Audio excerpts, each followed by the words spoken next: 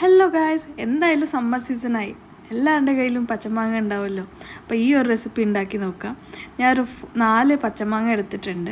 ഞാൻ അത്യാവശ്യം വലിയ പീസസ് ആയിട്ട് തന്നെ കട്ട് ചെയ്തിട്ടുണ്ട് കേട്ടോ. ഒരു മീഡിയം സൈസിൽ കട്ട് ചെയ്യുക. പിന്നെ ഒരു പാൻ ചൂടാക്കിയിട്ട് അതിലേക്ക് കുറച്ച് വെളിച്ചെണ്ണ അല്ലെങ്കിൽ നല്ലെണ്ണ ഇട്ട് കൊടുക്കാം. പിന്നെ ഒരു കടുക് ഉരുന്ന് ഇട്ട് കൊടുക്കാം. അതിനുശേഷം ചെറിയ ജീരക പിന്നെ ഉലുവ ഇട്ട് കൊടുക്കുന്നുണ്ട്. അതും കൂടി ഒന്ന് ഇട്ട് കഴിഞ്ഞാൽ നമുക്ക് ആ കട്ട് ചെയ്ത മാംഗോ പീസസൊക്കെ ഒന്ന് ആഡ് ചെയ്ത് കൊടുക്കാം. പിന്നെ ഞാനിവിടെ കായപ്പൊടി ഇട്ട് കൊടുക്കുന്നുണ്ട് കേട്ടോ. അതും കൂടി ഇട്ടിട്ട് എല്ലാം ഒന്ന് മിക്സ് ചെയ്തെടുക്കണം. പിന്നെ മസാലപ്പൊടികൾ അധികമൊന്നും ആവശ്യമില്ല. വളരെ കുറച്ച് ചില്ലി പൗഡർ ഇടുന്നുണ്ട്. ഞാനൊരു 1/2 സ്പൂണാണ് യൂസ് ചെയ്തിട്ടുള്ളത്.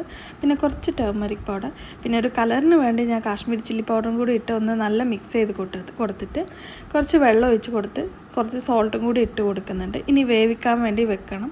അടുത്തത് നെക്സ്റ്റ് പാർട്ട് 2 കാണാം.